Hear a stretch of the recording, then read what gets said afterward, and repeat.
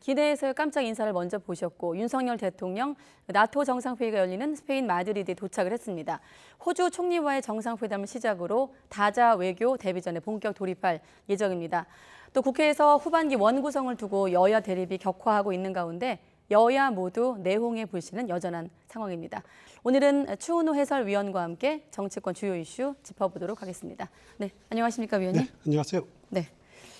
다자 외교 첫발 윤석열 대통령이 일단은 지난번 한미 정상회담은 겪었습니다만 다자 외교 데뷔전 아니겠습니까? 그렇습니다. 네.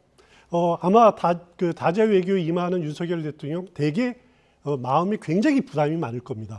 어떻게 보면은 각국 정상들 30개국 넘는 정상들을 일구에 만난다는 게 굉장히 쉬운 것은 아니거든요. 아무리 준비를 해도 부담감 많을 겁니다. 그러면서도 한편으로는 굉장히 설렐 겁니다. 이런 것들을 어떻게 잘 극복하면서 성과를 내야 된다. 네. 그러면서 또 어떻게 보면 익숙하지 않거든요. 그 의전이라든가 아니면 격식이라든가 제 경험으로는 유럽 국가가 굉장히 그 의전 격식을 엄격하게 따지고 또 많이 네. 챙기는데 그 중에서도 왕이 있는 국가가 더 많이 이런 것을 따집니다. 아마 윤석열 대통령 그런 것 자체가 하나하나 몸에 안 배어 있을 텐데 네. 그런 것들도 배운다라는 과정으로 좀 차근차근 익숙해졌으면 좋겠습니다. 네, 배운다라는 과정으로. 앞서 기자단과 10분 정도 이제 즉석 질의응답하는 걸 저희가 이제 영상으로 압축을 했는데 역시나 김건희 여사 모습도 눈에 띄었거든요. 이렇게 공식적으로 기자들 앞에 나선 것은 처음이죠. 그렇습니다. 네. 김건희 여사가 기내 간담회 때 잠깐 모습을 나타냈고 인사만 했습니다. 네. 여기에 기자들이 컨디션 어떠냐 물어보면 봤는데도 아무런 대답은 하지는 않았고요.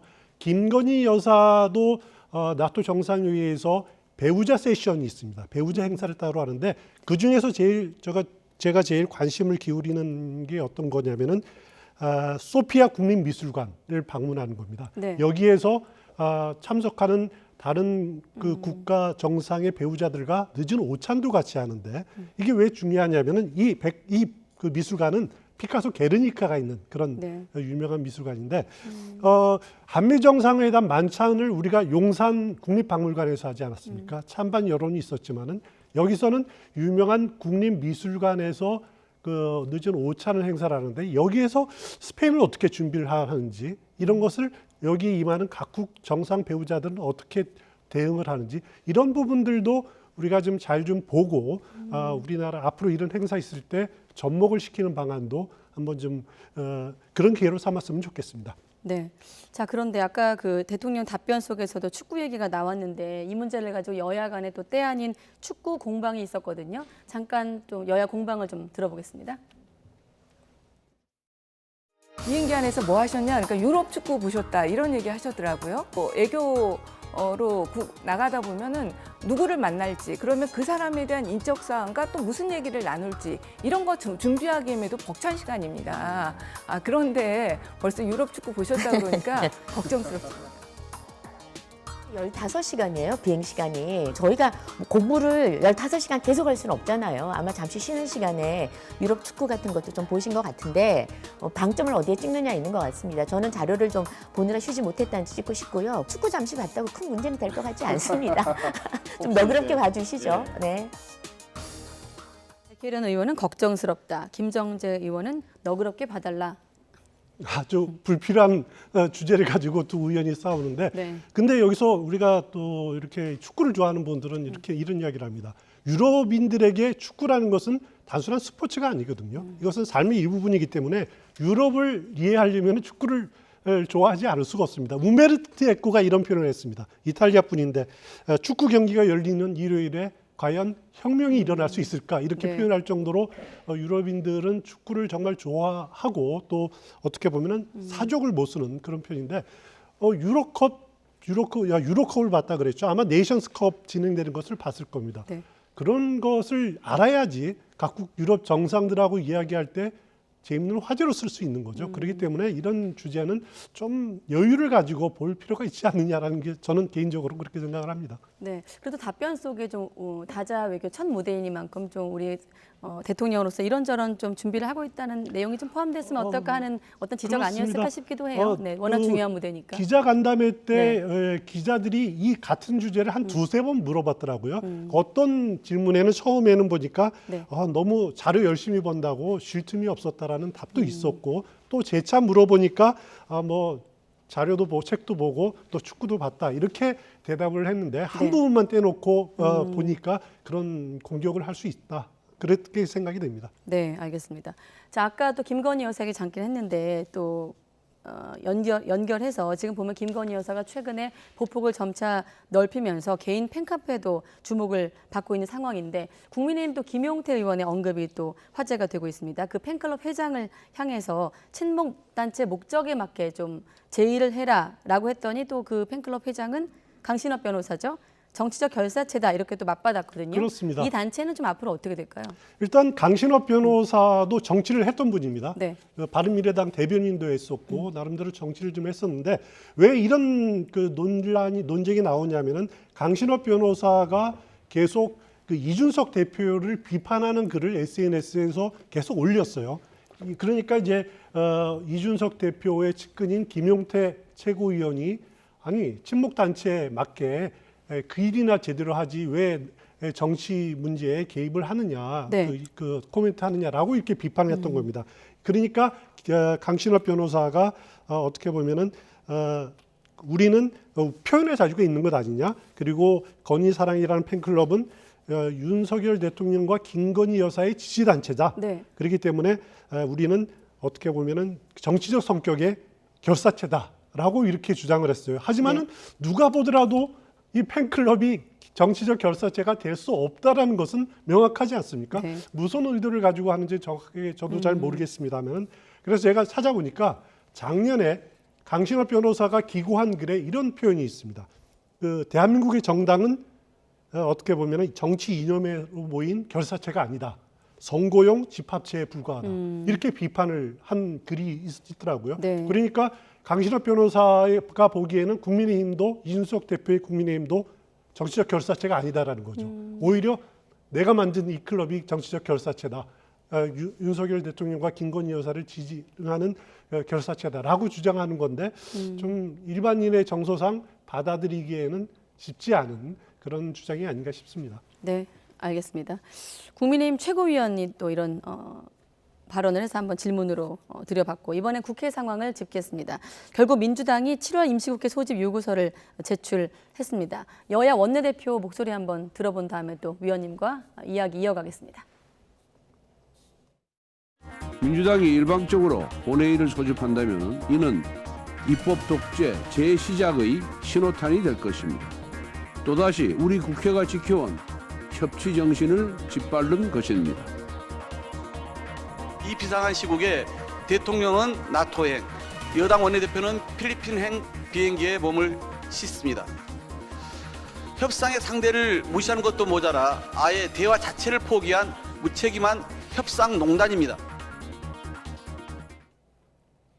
네, 이렇게 되면 이제 그동안 공전했던 공백했던 이제 국회가 또 다시 돌아가나 싶긴 합니다만 또 논란이 예상되기도 하거든요. 어떻게 그렇습니다. 예상하십니까? 일단 오늘 임시국회 소집 요구서를 냈습니다. 그러면 7월 1일에 임시국회 소집이 되는데 네. 그럼 지금 원래 임시국회 소집은 누가 하냐면 국회의장이 해야 됩니다. 그런데 지금 국회의장은 뽑지 네. 없는 공석인 상태죠. 이럴 때는 국회 사무총장이 그냥 소집 공고까지는 할 수가 있습니다. 그래서 이준석 사무총장이 임시국회 소집 공고를 낼 거고 네. 만약에 국회 본회의가 열린다면 그것은 의장단 설치를 위한 거겠죠. 그러면은 임시의장은 누가 되느냐? 출석한 의원 중에서 가장 최다선 의원이 선수가 많은? 그렇습니다. 임시의장을 맡습니다. 그러면 지금 국회 최다선 의원은 박병석 전직 국회의장 의원이 7선이죠. 네. 그 가능성이 있는데 뭐 참석할지는 여부를 모르겠습니다만 중요한 거는 그러면 7월 1일에 바로 민주당 단독으로라도 국회 본회의를 열어서 의장단 소집에 들어갈 가능성이 있느냐? 저는 그럴 가능성은 낮다고 봅니다. 네. 일단 국민의힘을 압박하기 위해서 임시국회를 소집을 요구를 한 거고 만약에 협상이 결렬이 되면은 언제든지 본회의 열 수 있다라는 거죠. 7월 1일이라는 날이 왜 제가 안 된다고 보냐면은 윤석열 대통령이 들어오는 날입니다. 그리고 권성동 원내대표가 필리핀 방문 마치고 돌아오는 날인데 이날 맞춰서 마치 군사작전 하듯이 그냥 단독으로 그 국회의장단 뽑는다. 민주당에서 그렇게 밀어붙일 힘이 저는 없다고 생각을 하고요. 네.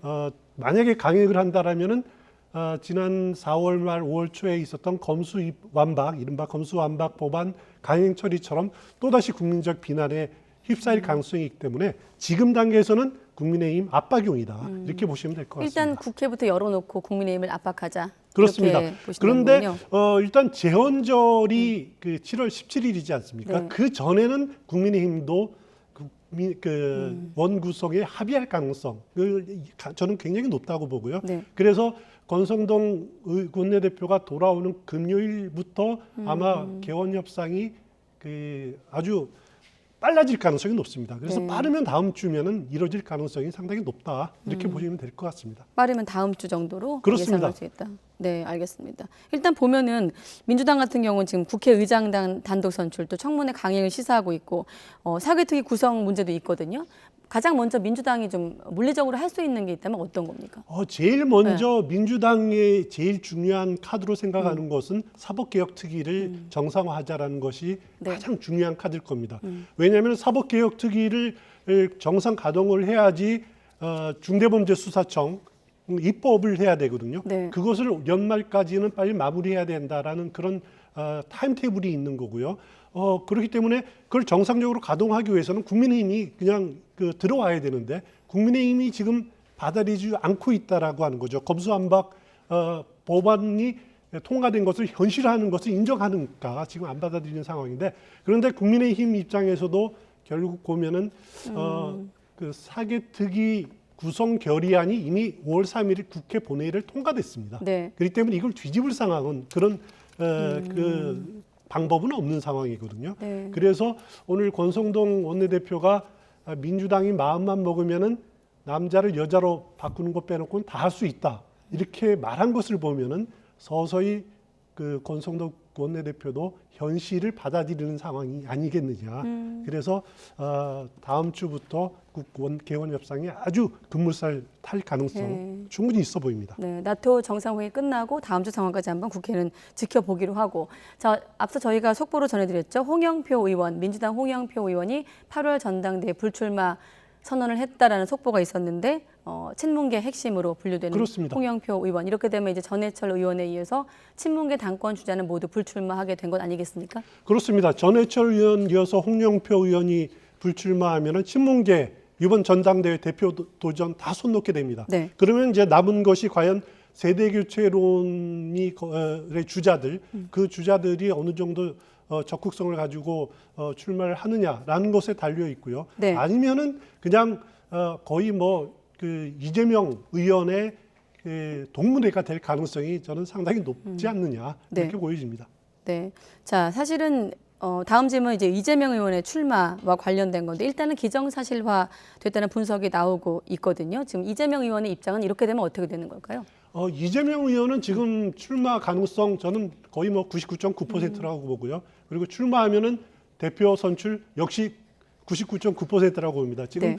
다른 변수는 거의 없다라는 생각이 드는데 그럼에도 불구하고 이재명 의원의 대표 도전에 대해서 상당히 민주당 내 많은 의원들 그리고 중진 정치인들은 상당히 우려를 표하는 목소리가 많습니다. 네. 그 이유를 들어보면 크게 세 가지인데 하나는 지방선거 대선 패배에 책임이 있는 이재명 의원이 어떻게 당 대표로서 당의 변화와 혁신을 이끌 수 있겠느냐. 네. 그거는 적임자가 아니다라고 하는 그런 주장이 하나 있고요. 또 하나는 대표가 만약에 된다면은 윤석열 정부의 검찰이 이재명 대표를 지금 의원을 겨냥한 수사가 여러 방면에 진행 중인데 네. 만약에 이재명이 무너지면은 그럼 민주당은 어떻게 되느냐라고 하는 우려가 두 번째 이제 불가론이고요. 네. 또 세 번째는 분당 가능성이 있다라는 거죠. 오늘 최근 들어서 보니까 김민석 의원이라든가 박영선 전 장관도 계속 분당 가능성에 대해서 우려하는 목소리를 내는데 지금 당장은 아니라도 이재명 의원이 대표가 됐을 경우에는 친문과의 그 갈등 이것이 보다 노정이 될 것 아니냐. 그러면은 분열의 에너지가 어느 순간에 폭발될 것 아니냐. 네. 그러면 2024년 총선을 앞두고 당이 갈라질 가능성이 상당히 있다. 이재명 그 당시 대표가 되면은 어떻게 보면 친이 진영을 확대할 거고, 그러면 여기에 또 반대급으로 저항이 일어날 거고, 또 공천 네. 학살이 일어날 거고, 그러면은 딴 살림을 이렇게 차릴 가능성이 높지 않겠느냐, 분당 가능성이 있다라는 것이 이제 세 가지 이유입니다. 그럼에도 불구하고 이재명 의원 측에서는 대안부재론, 이재명 의원 말고는 지금 위기의 민주당을 구할 사람이 없다라고 하는 대안부재론으로 저는 출마 가능성 100%라고 생각이 됩니다. 네. 민주당 얘기는 여기까지 하기로 하고, 자, 다음은 국민의힘인데 결국 또 이준석 대표 질문으로 시작을 하게 됐습니다. 당내 인사들 간에 뭐 여러 갈래로 지금 갈등이 불거지고 있는 상황인데 국민의힘 안에서 이런 갈래의 목소리도 나왔습니다. 이고지고의 문제는 이미 끝난 얘기고 네. 그동안 누적됐던 감정이 폭발하는 거예요. 도저히 이제 지금은 이제 한 2년 후까지 총선이 남았기 때문에 예. 그 사이에는 뭐 리더십을 좀 교체해야 되는 거 아닌가 이런 생각들이 자꾸 표출되면서 이용호 의원 얘기만 놓고 봤을 때 이제 그동안 감정이 좀 쌓여있던 게 폭발한 것이라고 한 건데 리더십 교체다, 교체 이런 말까지 나왔거든요. 그렇습니다. 사실 이용호 의원은 민들레 의원의 간사이기도 한데요. 그렇습니다. 민들레 모임. 모임, 예, 예. 네, 민들레 모임. 예, 이준석 대표를 겨냥을 한 이용호 의원 발언을 보면은 네. 어떻게 보면은 이준석 대 친윤의 대결 구도를 네. 이준석 대 중진 의원의 구도로, 중진들의 구도로 이렇게 좀 바꾸려고 하는 그런 의도가 네. 역력히 보여요. 그러면서 2년 뒤 전당 총선까지 그 사이에 대표 교체를 필요한 것 아니냐, 리더십 교체 이야기했는데 네. 그거는 이용호 의원이 걱정을 안 해도 이준석 대표 임기가 내년 6월까지 아닙니까? 네. 자연스럽게 바뀌는 건데 지금 친윤의 한 의원, 대표 주자 중에 한 명인 이용호 의원이 이렇게 윤석 대표의 리더십 교체를 이용하는 것은 너무 친윤과의 대결로 구도가 가는 것은 바람직하지 않다. 그 전선을 좀 확대하자라고 하는 의도가 저는 다분히 깔려 있다는 생각이 듭니다. 네, 물론 이제 그 임기 관련해서 윤리위의 어떤 변수가 있기 때문에 그것까지 그렇습니다. 포함해서 봐야 되겠습니다만 일단 이준석 대표 같은 경우 최근에 조금 연일 갈등이 좀 이어지는 상황에서 좀 숨고르기에 들어갔다 이런 분석도 있는데 위원님은 어떻게 보십니까? 그렇습니다. 대통령이 해외에 나가 있는 상황에서 당내 문제로 분란을 일으키는 것은 대표가 할 일이 아니죠. 그렇기 때문에 아마 오늘 내일 사이에 좀 숨고르기 하지 않을까라는 생각이 들고, 하지만은 분명한 것은 친윤의 생각은 어떻게 보면 당을 윤석열 당으로 리모델링하겠다. 이런 생각들은 분명한 것 같아요. 네. 여기에 과연 윤석열 대통령, 이른바 윤심이 담겨 있는가? 이것은 저도 잘 모르겠습니다만은 네. 하여튼 친윤 의원들은 이번 기회에 하여튼 당을 리모델링을 해야 된다. 네. 그런데 걸림돌은 이준석이다. 그렇기 때문에 이번 윤리위 뿐만 아니라 아마 만약 이때 불발이 된다면 다른 기회에서라도 끊임없이 이준석 대표를 흔들 가능성은 충분히 있어 보입니다. 네, 자 시간은 다 됐는데 제가 시간을 조금만 더 쓰고 요 질문까지 하죠. 이명박 전 대통령 형 집행 정지 논의가 시작이 됐고 오늘 안에 좀 오후 늦게 좀 결론 나올 것으로 예상되고 있거든요. 어떻게 또 예상할 수 있을까요? 저는 형 집행 정치가 충분히 이루어질 가능성이 높다고 생각이 되고요. 일단 네. 요건들을 많이 가졌습니다. 70대가 넘는 고령이고요. 지금 네. 81살이거든요. 그리고 지병이 있죠. 지금 서울대병원에 입원 중인데 계속 치료를 받고 있는 중입니다. 그렇기 때문에 이런저런 상황을 보면은 형 집행정지 가능성이 상당히 높아 보이고요. 그럴 경우에 8월 광복절 사면복권으로까지 이어지겠느냐, 그 부분은 뭐 대통령이 결정할 몫이라서 제가 이렇게 선뜻 말하기는 어렵습니다만 네. 대통령이 취임 1년 때 1년 안에 대사면을 할 가능성이 상당히 높습니다. 그렇기 때문에 그 첫 번째 주자로 이명박 전 대통령 이어서 사면 가능성까지도 이어질 가능성이 상당히 높다, 이렇게 보시면 될 것 같습니다. 네, 자 지병을 이유로 수감 중에 입원과 퇴원을 반복하고 있는 이 전 대통령의 석방 여부 오후 늦게 나올 예정입니다. YTN 통해서 또 속보 확인하시기 바랍니다. 네, 추은호 해설위원이었습니다. 네, 오늘 고맙습니다.